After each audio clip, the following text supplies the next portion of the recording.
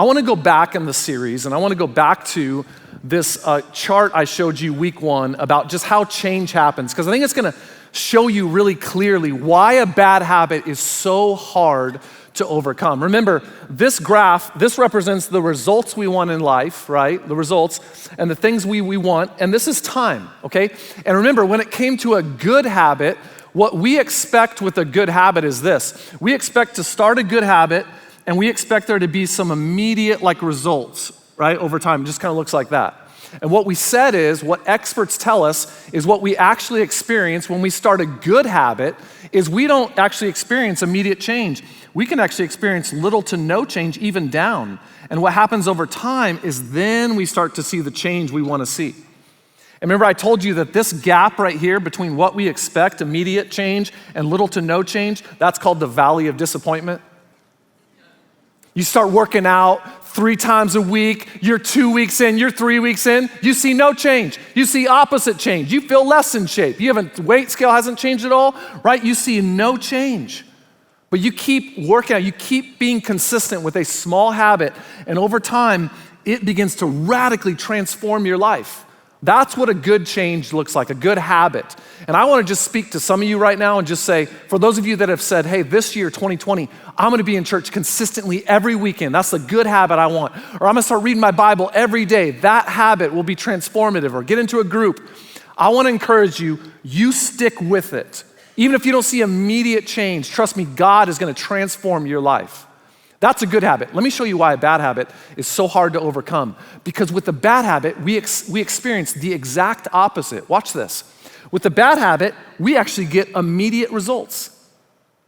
I mean, think about this. You don't really want to work out today, and so you hit the snooze button and sleep in. That's immediate results. You get more sleep. Or you have a rough day, right? A rough day, you come home and eat a half gallon of ice cream. That's an immediate result. You feel awesome, right? Little dopamine rush of sugar.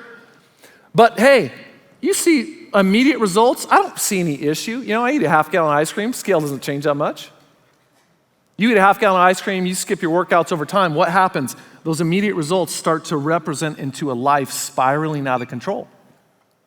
You go into $400 in debt. Immediate result, because you solve a financial issue you have, or you buy something that you really wanted. It's an immediate rush. And hey, the bill for your credit card doesn't even come for a month later. You don't have to do anything. And then you get the credit card bill, and it's just a little bit of interest they tacked on there. That's no big deal. Immediate results. I don't see a lot of issues. You stay in debt, and some of you know this. You stay in debt, and it just craters you over time. Let's talk about your marriage or a relationship. It's getting a little stale, right? You're not feeling much intimacy. There's not a lot of intimacy activity going on. So what do? You start flirting with a coworker.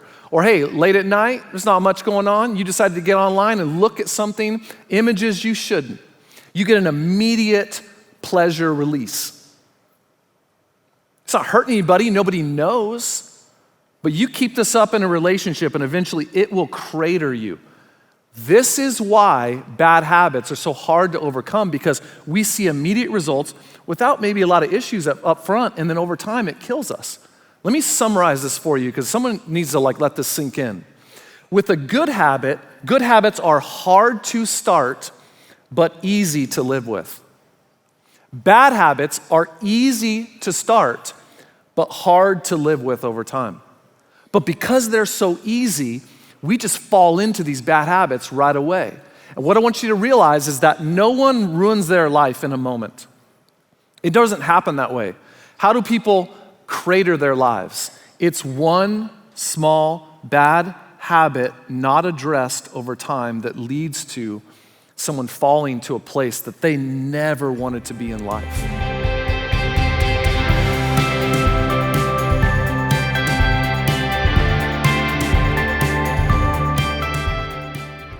If you're not willing to remove a temptation, are you really serious about overcoming a bad habit? I love what a pastor named Craig Rochelle said. This is really powerful. He said, why resist a temptation tomorrow that you have the power to remove today? Don't rely on your willpower. We're gonna make it invisible as much as possible. What is that one thing that you can remove in your life today that will help you start overcoming a bad habit? First thing we're gonna do, make it invisible. What's the second thing we're gonna do? Here it is. We're gonna make it difficult. Not easy. With a good habit, we're gonna make it easy. Bad habit, we're gonna make it as difficult as possible. Sometimes success is less about making a good habit easy and more about making a bad habit difficult. Remember, habits follow this pattern: cue, response, reward. So we're not only gonna attack the cue and try to make it invisible, we're gonna try to make the response, falling into the bad habit, as difficult as possible. What might that look like? If you struggle with credit card debt and using a credit card all the time, why don't you cut up your credit card and not carry a credit card? That's making it a lot more difficult, isn't it? Hey, what if you struggle hitting the snooze button all the time on your alarm clock? You sleep in all the time. Why don't you take your alarm clock and put it in the bathroom or another bedroom? It goes off. Do you understand? You know how hard it is to hit the snooze button when it's not next to you? You gotta go to another bedroom. I did this for a long time. I put my alarm clock in another room to try to stop hitting the snooze button.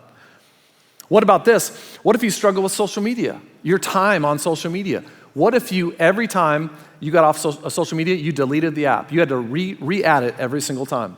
What about this? What if you struggle eating too much when you go out to eat at restaurants? I heard of a guy, you know what he did? Before his meal ever came out, he asked his server, will you box up half of my meal and put it away that I'll take it with me when I leave? Only bring me out half the meal. You'd say, well, no, I'll just eat half the meal. Bring the whole thing out. No, you fall into that so many times, you eat the whole 2,000 calorie meal. You'd say, well, gosh, that seems like a pain. And that's the point. The point is to make it difficult if you really want to overcome a bad habit.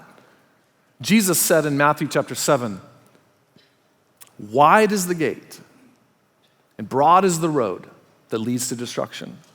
You really want to overcome a habit, you have to make it difficult.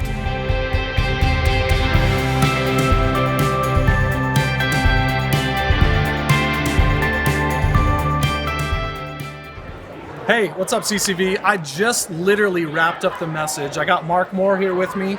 In the message, I told you that I had to cut a lot of material out that I think is really good. And a lot of it is around this idea that when it comes to getting rid of bad habits, there's so much social science now, literally science, that research that's been done. I told you they did research on people that have extreme self-control, those who don't. And what the scientists are telling us is there's not a lot of difference between these people. It's just the people that have self-control actually put themselves in less tempting situations. So what you're saying is you have as much self-control as I do, or as little as I do. It's how we manage our environments. That's exactly right. Yeah, so here's the thing I want you to think about in a group, and I think this is gonna drive some good conversation if you just look at your own life, is that, man, when it comes to your self-control and overcoming a bad habit, what I want you to think about is this, that your self-control doesn't stay as a line the same all the time. It actually depletes over time.